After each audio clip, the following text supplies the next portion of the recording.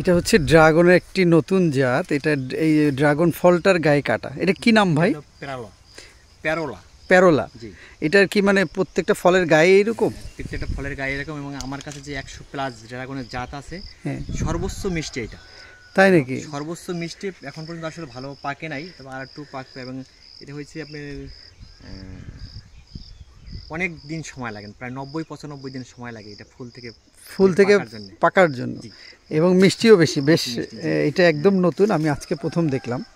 তো এই জাতটা আপনি কোথা থেকে নিয়ে এসেছিলেন? বাইরে? হ্যাঁ, এটা আমার এখানে আসলে সবগুলো জাতি বাইরে থেকে কালেক্ট করা।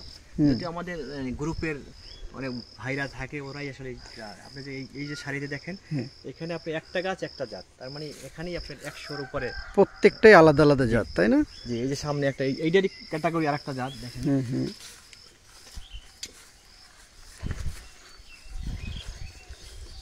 এই যে এইটা প্রায় সেম। এটা গাছটা একটু চিকন। গাছটা চিকন, ফলটা এটাও এরকম হবে। এটার ভিতরে হবে সাদা, এটার ভিতরে হবে লাল।